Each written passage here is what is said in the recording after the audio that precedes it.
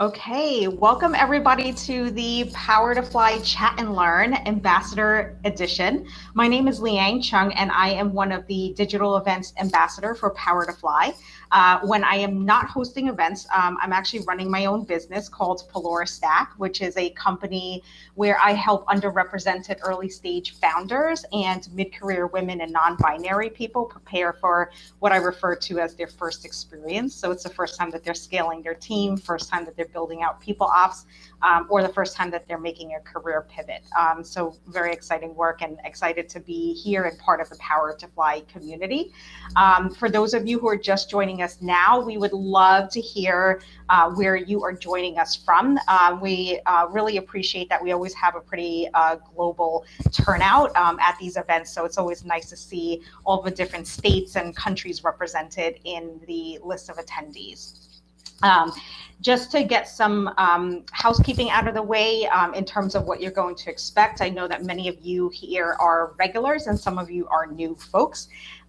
In terms of the event, we are recording and we are live, and Claire and I have our cameras on, but we welcome engagement from all of you. Participation is what makes this a really powerful discussion and makes it a really hearty discussion and meaningful for the things that you want to get out of this topic. And so we welcome you to engage in the chat in an anonymous way. I will not call anybody's name out if you wish to not be identified. We respect that. And then if you wish to join the conversation and would like to turn your camera on and do not mind being recorded, just let me know in the chat, and then I'll go ahead and give you permission to join the conversation and turn your camera on so that we can see your lovely faces. And then in terms of like getting access to the recording, this will be available. It's generally available within 48 hours after the chat. So I'll send everybody an email, let you know when that is live so that you can share that or rewatch the recording afterwards if you so wish to do so. So we have an exciting topic and a very important topic to talk about, which is about empowering people by creating a psychologically safe company culture. And our guest today is Claire Schmidt. Claire is a founder and CEO of AllVoices, a platform that enables employees to anonymously report workplace issues directly to leadership. Before founding AllVoices, Claire served as Vice President of Technology and Innovation at 20th Century Fox.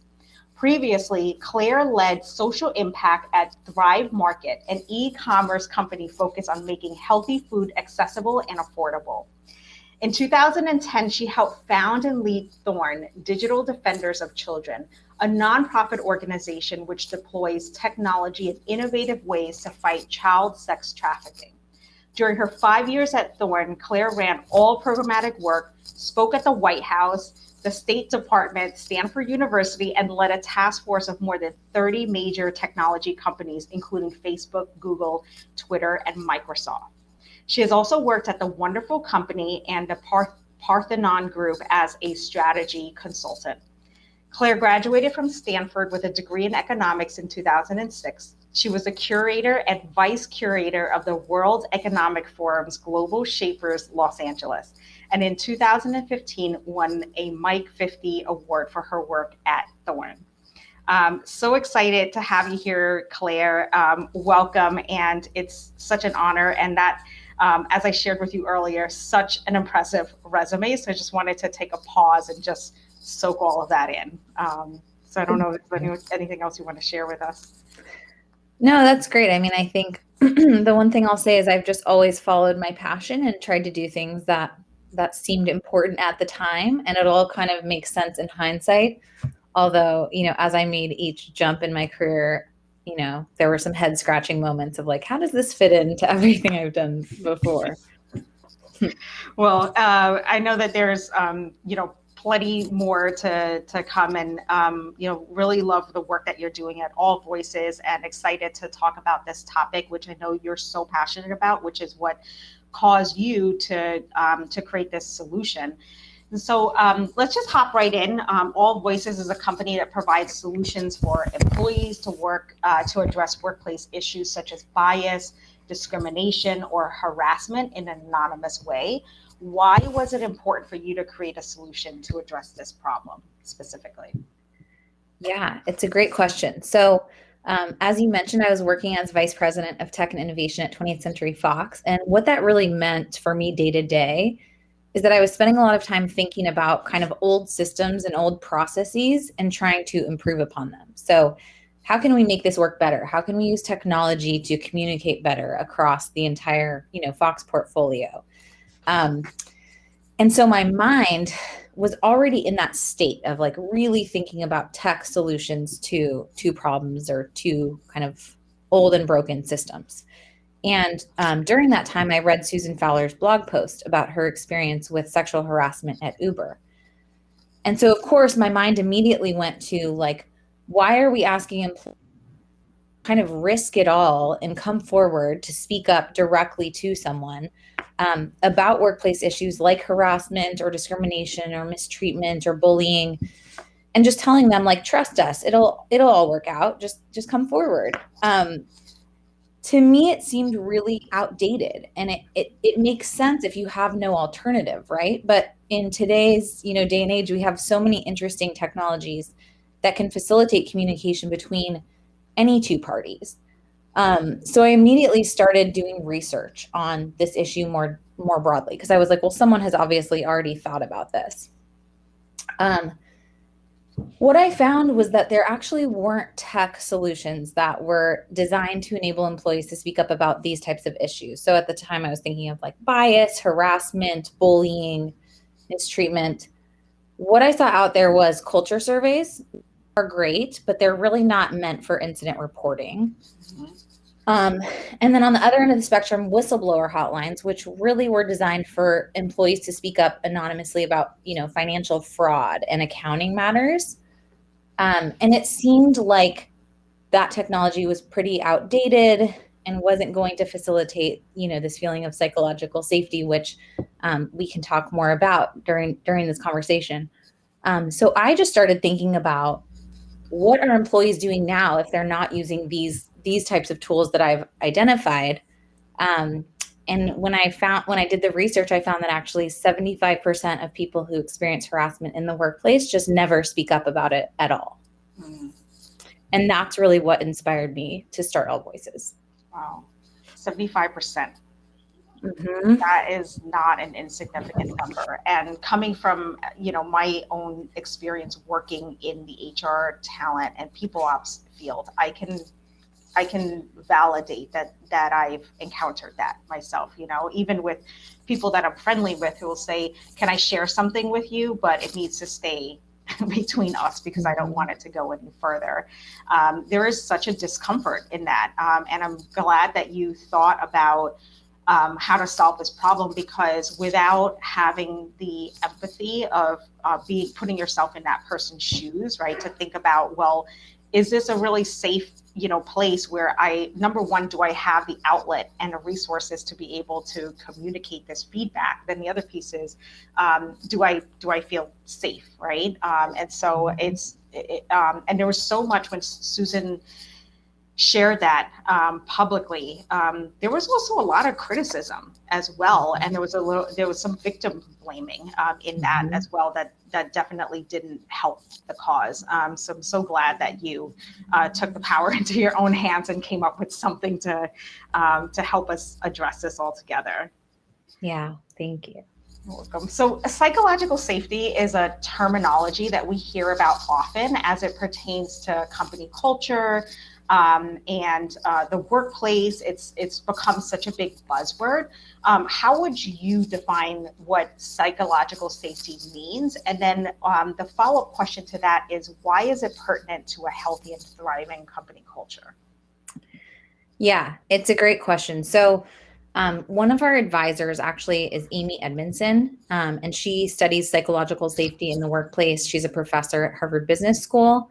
She's kind of like pioneered, some of these concepts and a lot of the research around this topic. And so what I've kind of learned from her is that psychological safety is really knowing that if you speak up in the workplace, you won't be punished or mistreated or retaliated against. So that can be speaking up about like a variety of things, like your ideas, your questions, concerns, more serious issues.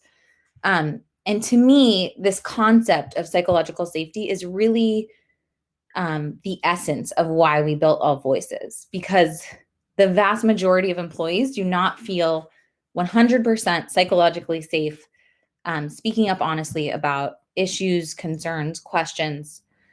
And I heard this over and over when I was doing research before starting the company, that people didn't feel comfortable speaking up. They didn't know if it was appropriate. They didn't know who to talk to.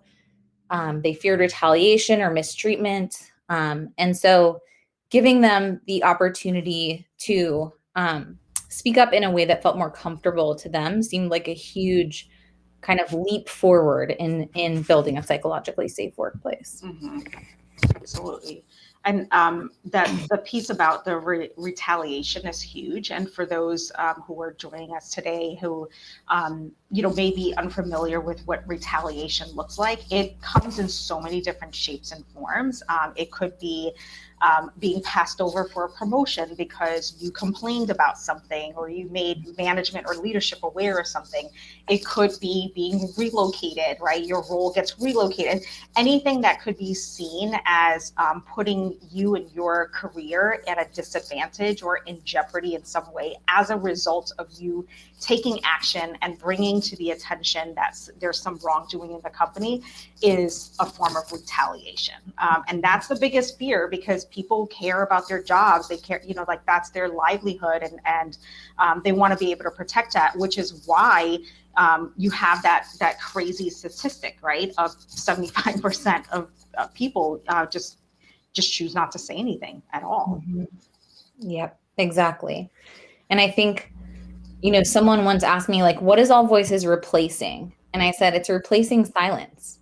It's complete silence. So the company has no idea what employees are actually thinking and feeling, other than, a small subset of employees who do feel comfortable speaking up. And so that's how we think about AllVoices as kind of like a bridge to get to a psychologically safe workplace where all ideas and all voices, which is why we called it that, are heard and recognized and acknowledged. I love that. Yeah, it is, and it really is replacing silence. Mm-hmm. Absolutely.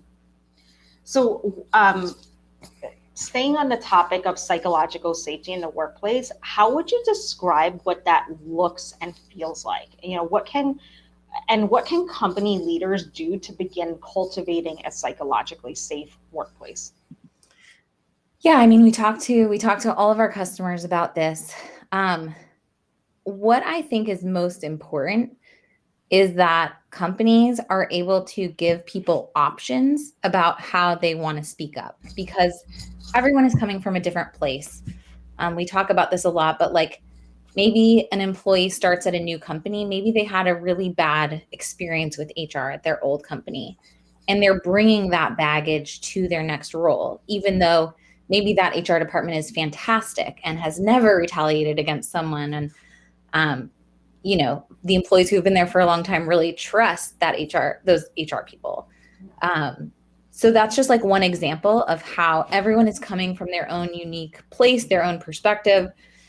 And so you have to give them options. I really believe that. And AllVoices can be one option. One of the questions that we actually ask of people using the platform is, why did you want to use AllVoices to speak up? And there's a great variety of responses to that question. We ask it in a structured way, so we can kind of organize that data. But what we hear is, everything from, I was afraid of retaliation, which was sort of like the hypothesis around why we started AllVoices, to like, I actually don't need to be anonymous. I just wanted to do this digitally because I get uncomfortable in face-to-face conversations about sensitive topics, right? But you can know my identity, that's fine. To like, I didn't know who to talk to, or I didn't know if it was a big enough issue to even bring up. So I think giving people a variety of ways to speak up and share their voice is incredibly important to building a psychologically safe culture.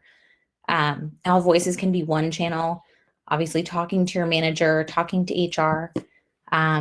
Some companies have other like tools or resources in place. So I think that's the number one thing that you can do. And then once you do that, you can start to actually see what people are saying, what kind of insights you're getting that you may not have been getting before. And you can start to take action on those things, right? You can start to resolve issues. You can start to be responsive to all this different type of these different types of feedback. And you actually end up creating this positive feedback loop where you're listening and acting on the information that's coming into you. So I would say that's like the number one, like the first step that company leaders can take to create psychological safety in the workplace. What that also indicates to me is it's also another way in which companies can address diversity in the workplace, because they're to what you just described, the person who says, well, I just want to report this digitally. I don't have an issue with you with identifying myself, right? I think it really speaks to how people want to provide feedback and communicate and what their comfort level is. And the more options that you can provide to address the diverse needs and preferences of people, the more that you're enabling a culture that allows for true diversity, equity, and inclusion in action. Exactly. Exactly. And I think it applies to all these different categories, all these different topics, right? We've talked a lot about bias and discrimination and harassment, but another example of this would be like the return to work question. Like, how are companies giving employees the opportunity to speak up and have a voice in what their company does moving forward around returning to work?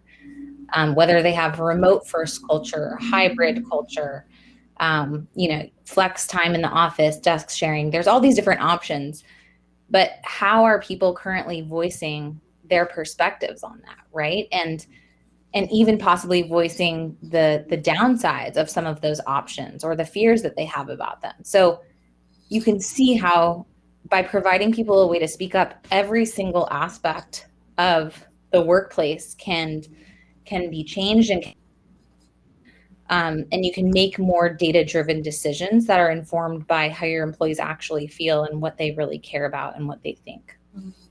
Yeah. I hadn't even thought about using it in that way, but I could see how employees, there may be some people who may be uncomfortable even making a request like that, right? Again, because of like, will they be retaliated against? Is that something that's going to harm their career in some way? The other thing that I'm also wondering as an advantage as well is that there's a date stamp on it. There's something about that, it's not like you're going to communicate with someone and they're taking a note and it just kind of goes into a black hole, and then you don't have it recorded or documented in some way. Is that something that has been called out as an advantage or something that has actually provided peace of mind to people? Yeah, I think actually for both the employee and for the company leadership, the executives, even the legal team. So when I was starting AllVoices, I talked to quite a few lawyers. And I am accustomed to lawyers being pretty risk averse and saying like, oh, here's all these problems with your idea, or here's the risks. And I was shocked, actually. It's one of the things that gave me confidence to continue with this concept. A lot of them said, wow, it would be great if you were kind of storing and tracking all of these employee relations issues in one place. They're not scattered over a bunch of different people's, email inboxes and Slack messages. And if there was, a serious issue, everything could be traced back to, okay, this actually first came up in October of 2017, and here's how it was raised, and here's what we said to that person. That was actually seen as an advantage for companies to be able to basically show what they did or didn't do in response to these issues being raised. And one of the things about the way we built the system is nobody can delete reports. So administrators can't delete a report that's come in. Once it's in there. And so employees can feel confident that things aren't going to get, tucked away or hidden, because there's usually, 4, 5, 6, 10 administrators with access to the system with different levels of visibility. So kind of nefarious behavior would be much harder than if you emailed someone individually and they eventually deleted your email and didn't take action. Mm-hmm. Yeah. I would imagine that this is a lawyer's dream product. They're always lecturing everybody. Yeah. Yeah. I also think so with sexual harassment, the definition is that it either has to be severe or pervasive. Pervasive can be, the same person doing the same thing to a bunch of different people, right? And so you can start to, the way we built the platform, you can start to look at trends and patterns and really identify what's going on at a more systemic level, either by department or location or individual. And in the case where someone's name is used. And I think that's also really helpful for lawyers to be like, okay, have we gotten 10 reports about this person? We need to do an investigation and figure out what's going on. And ultimately, you would hope they would take action before getting to 10 reports. But each time someone speaks up about the same topic, it really gives more weight to it overall. So I think that's another reason that lawyers like it, is they want to get a sense of whether something is a pattern. Mm-hmm. Yeah. So I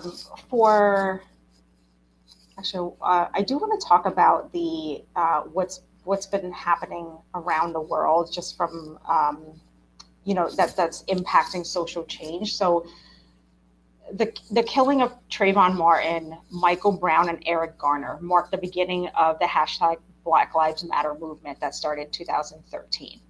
Then the New York Times coverage of the sexual harassment, assault, and predatory behavior of Harvey Weinstein prompted the hashtag #MeToo movement back in 2017. And then last year, the death of George Floyd while held under the knee of a white police officer for 9 minutes and 29 seconds ignited a global widespread racial unrest in 2020.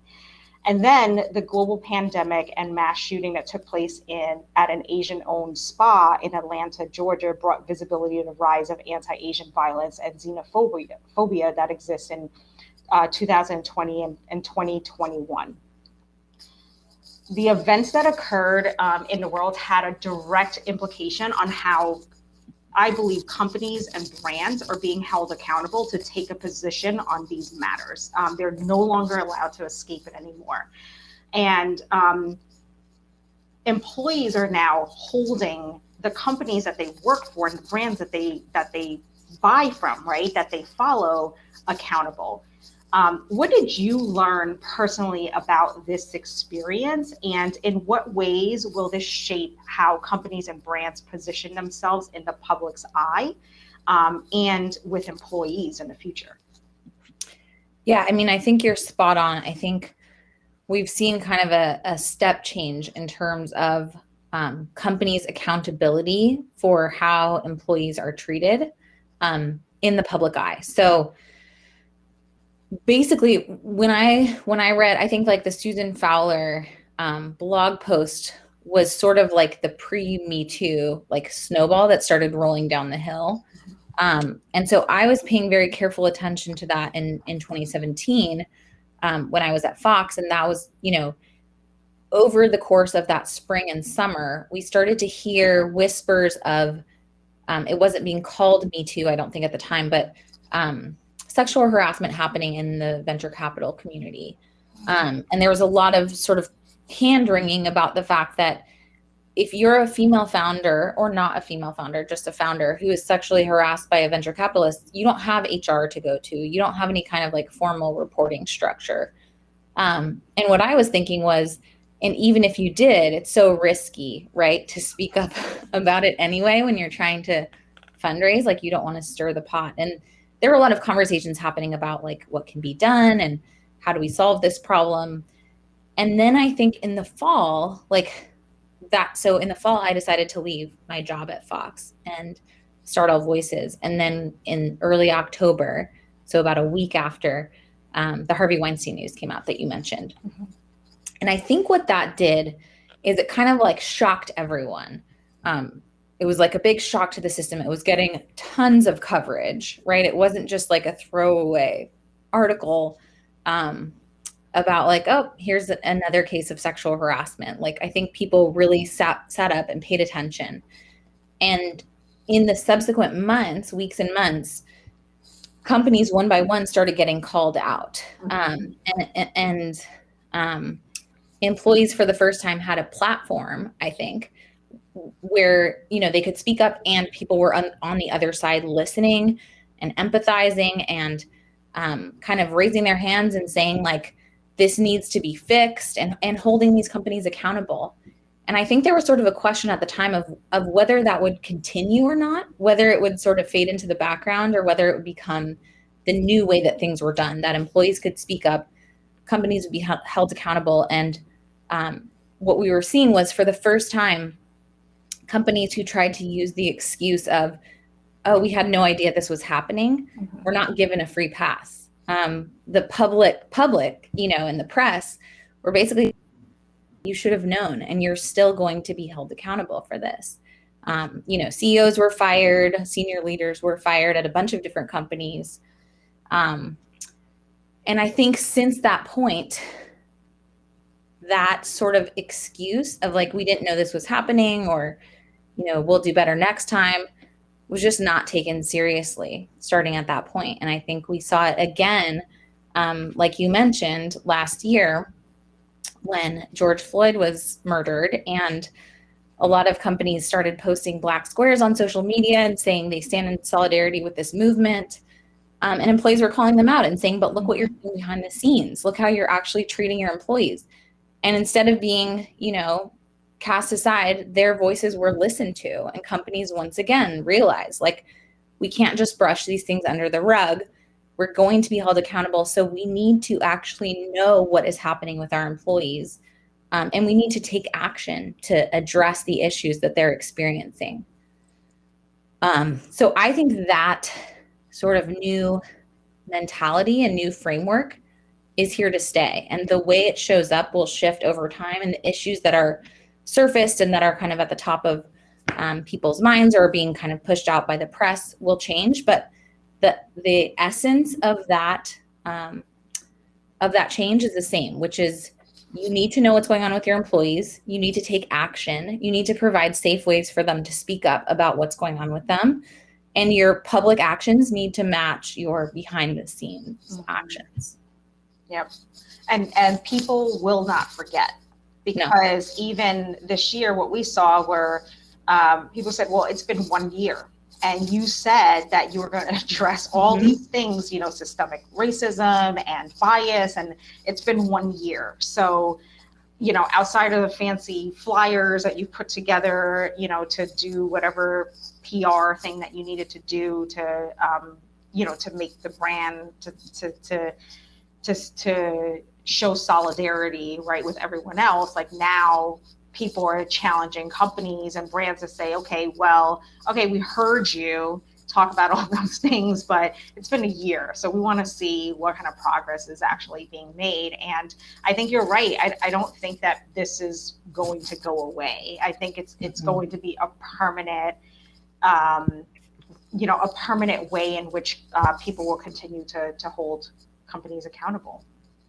Yeah, exactly. And it's not just about, you know, yes, there is this concept of like, you want to retain employees, you want to keep them happy.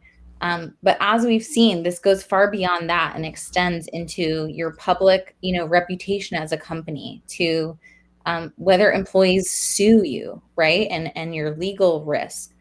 And it has an impact on your bottom line. So I think the statistic is that like 64% of consumers said they would stop purchasing a brand if they heard about that brand treating its employees badly. So think about that as it relates to revenue and profit and all of these things that companies are trying to optimize for. Yep. So it goes far beyond, you know, you should do the right thing, and into like, it's the right thing to do, and it benefits your business to do so. Absolutely. And recruiters are seeing this on the talent side as well, where candidates are saying, well, what's your position on diversity, equity, and inclusion? What are your numbers? Where do you stand? What do you offer from an employee resource group perspective? And candidates will not join a company that, where they don't share the same values, or they're, saying one thing in the general public, and then they're acting in a completely different way. So I think their voice is becoming stronger and stronger, and it is about making sure that you are doing what you say that you're doing, and then if you're not, the brand and the company sales and everything's going to start to fall apart, because at the end of the day, it does come down to money, and people are the buyers, right? They're the ones that are making those buying decisions, so they're going to drive that process for sure. Absolutely. So I want to, and it's been such a great conversation, and it's hitting on a lot, and I can talk about this endlessly because I get very passionate about it, but I want to just give space to the folks who are joining us here and listening to this conversation. I'm sure this is some, getting some reactions, and just want to give you the chance to ask Claire some questions yourself. So we have one that just came in. How are anonymous reports shared with companies? Do you sell the reports, or are they completely free to users and companies? That's a great question. So we actually have two components of our platform. One is we will sell the tool directly into companies, so they can proactively roll it out to their employees. They can tell their employees, like, we care about you, we want to hear from you. And we set them up with basically a dashboard where they can receive reports directly. They can assign them to the right people on their team who need to look at them. They can actually message back and forth with that employee while the employee remains anonymous. And ultimately, they can visualize all of that data and take proactive action. So, hey, we're getting a lot of reports about bias in our sales department. Maybe we need to do an unconscious bias training for our sales leaders or for our entire sales team. So that's kind of one aspect of our business. The other aspect is kind of our answer to what I talked about earlier in this conversation, when we were talking about how Me Too was kind of like sweeping through the venture capital community. And I didn't mention this, but like the entertainment world, where a lot of people are freelancers and don't have, they're contractors. They don't have a reporting relationship to HR. They don't even know who they would tell about things that are happening, like on sets, for example. So we wanted to make kind of a public version of our tool available to anybody, even if their company has not purchased AllVoices, or if they don't have really a company or an employer, but they wanted to use an anonymous tool to speak up about something they experienced. So that aspect of the tool is completely free to users and to companies. And the way that works is you can go to our site, you can click a button that says report an issue. You can select which company,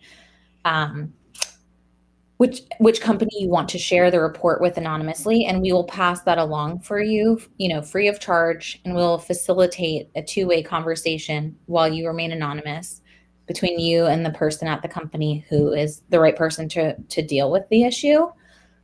And that's been really interesting because, there's a lot of, we're a startup. We have quite a few customers, which is great, but there's so many people out there that we haven't yet reached through that sort of B2B channel. And so giving people a way to speak up that's free and easy and simple has been a part of our social mission from day one. And that's something we'll continue to do. Wow. I had no idea that was available to everybody. That's awesome. Thank you for letting us know. So everybody remember that is an available resource to everybody here. So pass the word, let everyone know. And then there's a follow-up question to that, which is, what is the right size for a company to start using this tool effectively? We have a variety of companies using the platform. And they use it in different ways depending on the size. So if you're a small company, a startup, I still think it's important to have something like this. but you might not be doing like rigorous, data analysis, right? Because you might not have the volume of data. But for smaller companies, 20, 30 people, I think it's a good way for them to start building this culture of psychological safety, giving employees an alternative way to speak up if they're not comfortable just going directly to their manager or to their CEO, or, they may not even have HR yet. So I would say the way that it's used at smaller companies is different, but it's still incredibly valuable if the goal is to make employees unsafe. And then, all the way up to huge companies that have, tens of thousands of employees and are looking at charts and graphs and exporting data and filtering it and presenting it to their board. And that's really important too, but it's just a different use case. Thank you. She says thanks. Thank you. And then, feel free to drop any other questions that you may have. It just triggered me, that question and answer just caused me to think of another question I'm wondering, which is, we have another one that just popped in. What else can company leaders do to promote a psychologically safe workplace? So I talked about this a little bit, but there's, yes, using AllVoices is great. There's something else that's I think equally important, which is not only providing a place for employees to speak up and listening, but then also taking action. So one feature that we added into the platform, that's something that you can get elsewhere, is pulse surveys. So let's say that you're getting a bunch of feedback, maybe in person or however you're getting it, about benefits. Maybe people are saying, hey, we want a 401k plan. Why don't we have a 401k plan yet? And it sounds like a silly example or something that, people you may not think people would want to be anonymous to share, but it really is, you'd be surprised how many things people want to share anonymously. So let's say you're getting that feedback in a bunch of different ways and you're not using AllVoices. We'll just put AllVoices aside. We've built a pulse surveying tool so that once you start hearing whispers about something or start to get feedback or input from any different channel, you can use that, or you can use a Google form or something to basically send a survey out to your entire company and say, hey, we're hearing, people want some new benefits. How would you force rank this list of benefits? Which new benefit should we introduce next? Is matching more important to you, or is having, a low cost more important to you? And really starting to show employees that we're here to make sure that you have the best possible experience. And we want to hear from you. And we don't want it to just stop at a one directional, one-time survey. We want to keep that conversation going with you. And we want to make sure that when we are making decisions, they're actually not coming just from the top down, but they're actually being built from the bottom up. And I think that sort of shift in mindset and shift in messaging and communication from leadership can be really instrumental in helping build psychological safety, because what employees hear is, you actually care about what I think. You want to hear from me. You want to take action when I bring things up. And even about something like a 401k plan, that really, really matters. So I would say once that happens, the company is starting to set this kind of foundation of trust. And I think it can actually lead to people wanting to come forward and talk about things more. People wanting to be more honest or feeling more comfortable being honest in one-on-one conversations with managers or leadership, because this foundation has been set that we care about you, we want to hear from you, it's safe for you to speak up, we're taking action on the things that we hear from you. Thank you. It's so true. I think people, and we see this in terms of engagement in those types of those pulse surveys or the employee satisfaction surveys, whatever they are.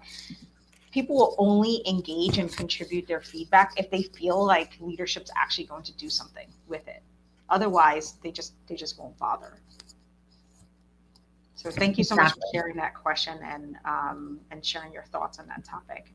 So we have some more time. So please feel free to ask some additional questions and just throw your questions in the chat. And then for anyone who is comfortable getting on camera and would like to ask your question live and do not mind being recorded, please let me know, and I'm happy to give you that superpower to show your screen with us and share. And then while we're waiting for the questions to come in, I'm wondering if there are any success stories that you can share with us with some of your existing clients in terms of like how they're using it and how it's benefited them. Of course, without sharing any names or anything like that, but I would love to hear, how they're experiencing it, and what. And it doesn't matter if they're something that's something that could be quote unquote minor or something that could be major. But would love to hear what the success stories have been so far. Yeah, I'm thinking of a couple different anecdotes that company administrators have shared with me that I can share. So one is, this is a really interesting one. So this was super early. This was one of our earlier customers, and at the time there was still some skepticism actually around when we would have conversations with companies who were thinking of bringing AllVoices into their workplace. They would say, well, what can I do if it's anonymous? Like, am I going to hit some kind of like sticking point where I can't actually take action because I don't have enough information? And we built this messaging tool that allows them to follow up with the person once they've shared feedback or submitted a report, which I think went a really long way in sort of addressing that concern proactively. But I think there was still like a little bit of fear of like, well, what if the person doesn't respond? And then I'm just, stuck waiting for them to respond. What we've actually seen is that messaging feature has a 90% engagement rate, which is incredibly high. So employees who are being followed up with are actually responding back to their companies. So that's great. But the anecdote that I was going to share was an example of a time when no employee actually had to come forward in order to create change in their workplace. It was all done anonymously, and yet, major change was enacted as a result. So what they shared with me was that the company had a Halloween party, and someone dressed as a religious figure for the costume contest. And a person who was of that religion was very, upset and offended by the costume, because not only did that person dress up in that costume, but actually won the costume contest. And then jokes were being made about that religious figure, that religion. And obviously this person felt very marginalized and uncomfortable in that setting, and was able to use AllVoices to speak up about it and say, hey, I'm a person of this religion. The winner of that offended me, and the jokes that were made. And leadership was able to take a look at that and say, oh my gosh, we just had no idea. We should have had a policy against dressing up as religious figures, because that can obviously affect inclusion and people's feeling of inclusion and safety at work. So they announced to the whole company that going forward, that this was something that was, offensive to someone, and that going forward, religious figures were off limits in terms of what you can dress up as at company costume contests. And actually the person who dressed up in that just sent an apology to the company. So no one was punished, right? No one was fired. No one was retaliated against. It was actually a really productive resolution to an issue that may have never been surfaced had there not been a tool in place to help somebody feel comfortable speaking up about it. Yeah. And you can imagine how if that went unaddressed, how that person would feel over the weeks and months following, just that they weren't respected, or that their religion wasn't respected, or that, their company didn't care about them. And I think there was in fact the opposite effect, which was that this person felt actually very taken care of, and very well treated by the company by the actions they took after the fact. Thank you so much for sharing that. I also wonder if that's just the beginning. At least it's opening up that conversation and it's making people aware. This year it was a religious figure. Next year it could be something else, right? Yep.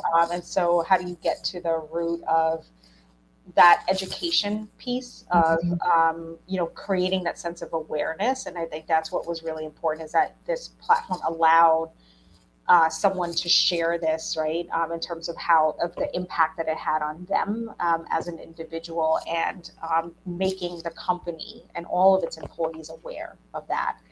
Right. Which is, exactly. It's just something that's really tough for some, to enable those really difficult conversations for people. Yep, absolutely. So we have another question that just came in. What is the largest size business customers? Does this work for corporations like Apple, Google, etc.? I always wonder just how sincerely interested large corporations are in this type of tool. Ooh. Yeah, it's a great question. So we have some pretty big customers, and I actually don't think there's a limit to the size of company that this is valuable for. I actually think we've heard a lot in the news over the past couple of years about Amazon and their treatment of employees, and Google and their treatment of employees. And I can't help but think that if they had had a tool in place like this, they could be taking action earlier, before, there's an employee walkout, before there's, a boycott or some kind of backlash against their practices. So to me, this is something that can be useful to a company of 20 or a company of, 200,000, 600,000, I think Amazon has.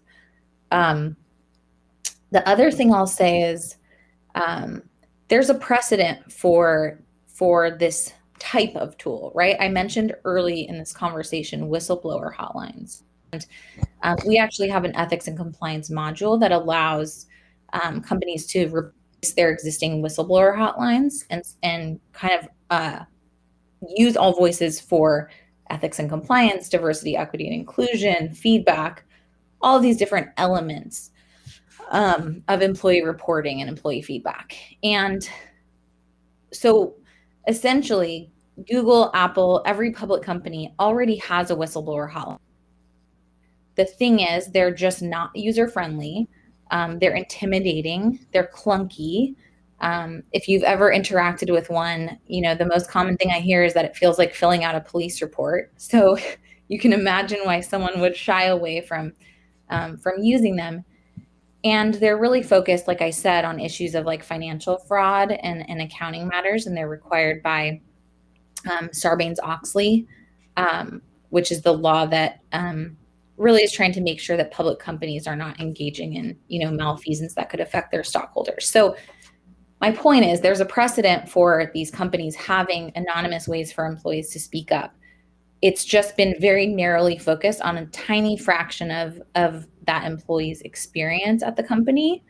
And so I think the way to kind of get them to engage is actually to go in and say, hey, we've built a better whistleblower hotline. Not only is it more, comfortable and easy to use, has higher response rates and engagement with employees, but also it allows you to understand employees across a bunch of different topic areas, and not just giving them a place to report financial and accounting matters. And I think, we're in a time where that is starting to be regulated. So the EU has just passed this like whistleblower directive that says that not have to have these types of products, but actually any company over 50 employees has to. And I can see some of that starting to happen in the US as well, where I can imagine some sort of regulatory tailwinds that push companies to, no matter how big they are or over a certain, small size, have to start implementing some type of anonymous reporting platform for employees. Yeah, it's definitely coming and in discussion, much needed. We have a couple more questions that just came in. Why do you think large corporations like Facebook aren't using a tool like this? Is it leaders being fearful or just an awareness issue? Well, so they are using whistleblower hotlines, right? But I think these are like very outdated legacy products, and I think change is just really hard. And the larger a company is, the harder behavior changes, right? So I don't know if it's. I think you could characterize it as fear of change or just inertia, right? Maybe it's not really fear, but it's like, okay, well, in order to change this, we have to get these 20 people to sign off on it. And nobody really has, until there's something, that pushes them to change, no one is going to really internally drive that change, right? So a lot of times, like, we do talk to really big companies and we say, you should use this platform. Here's all the ways in which it's better, and it's actually going to help you achieve better business outcomes, higher retention, lower legal risk. And I think those arguments are compelling to them. I think change just happens slowly, more slowly the larger the companies are. Yeah. And to your that question that you've been asked and that you mentioned at the beginning, what does this replace? I can imagine those large companies saying to you, well, we have a whistleblower hotline. Why do we need this? Well, it's for all the reasons that you just explained.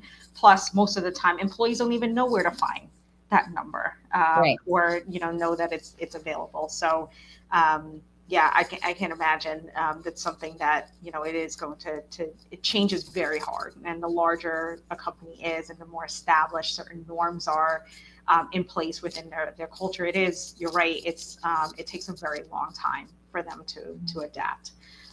We have this another question that says, has this tool been used in the non-profit public sector? If so, can you speak to the outcomes for these types of organizations? Yes. So we have a bunch of nonprofit customers who are using AllVoices. And I guess what I would say is they're having the same types of positive outcomes that are corporate or for-profit companies are having, which is they're hearing from employees, they're engaging employees, they're getting them to speak up about issues that matter, they're taking action to address issues more proactively. So like the use case and the outcomes are very similar. And I think what it shows is, like, no organization is immune from these types of challenges, right? There are always going to be ways that companies or nonprofits can improve upon their processes, that they can make employees feel more heard, that they can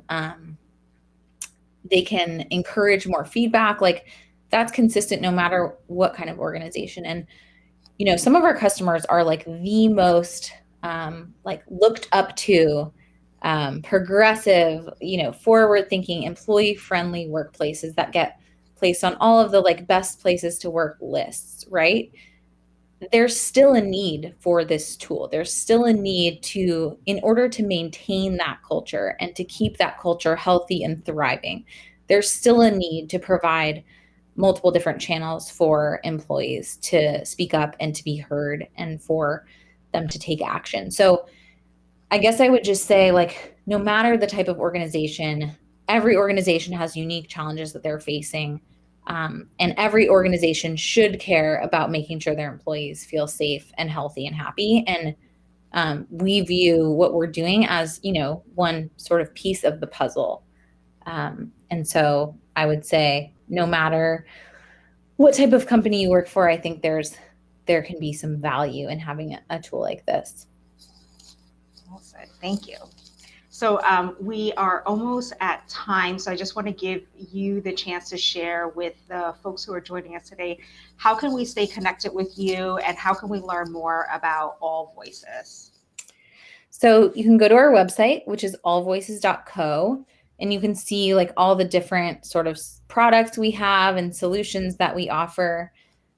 You can learn more. You can go to we have a podcast, we have webinars, we have a lot of resources and white papers. And if you're interested in these topics, like for you to check out. Also, the reporting mechanism, the free reporting mechanism for the public that I mentioned. If you go to allvoices.co/report, you could actually share feedback or report an issue to the company of your choosing. So that's another way that you can engage. And then, yeah, I think these are most of our social media profiles. So you can follow me or All Voices or both of us on, LinkedIn, Twitter. You can follow All Voices on Facebook, Instagram. All those links are in the chat. And we try to stay on top of current news and trends, and we do a lot of our own research. So we've published a couple of reports so far on employee feedback and sort of issues like workplace wrongdoing and how comfortable people feel today with reporting those things. So we post all of that stuff on our social media channels and on our site. Cool. All right. Thank you so much. You're giving some feedback. Such a great discussion and so relevant to the work I do. Thank you. Lots of things here. I really appreciate you taking the time to share your knowledge and your perspective on this topic, and to just share your time with all of us. It's I think it's a very timely discussion, and will continue to be more and more important and a permanent fixture, right, in what defines what a really great company culture looks like. It's not going to be one without psychological safety. So thank you so much for the work that you're doing and for providing this solution for us, and giving a platform and a voice for those who have been silent all this time. So much appreciated. Thanks for having me. You're welcome. All right. Thank you, everybody in the audience who've joined us and submitting your questions and engaging with us.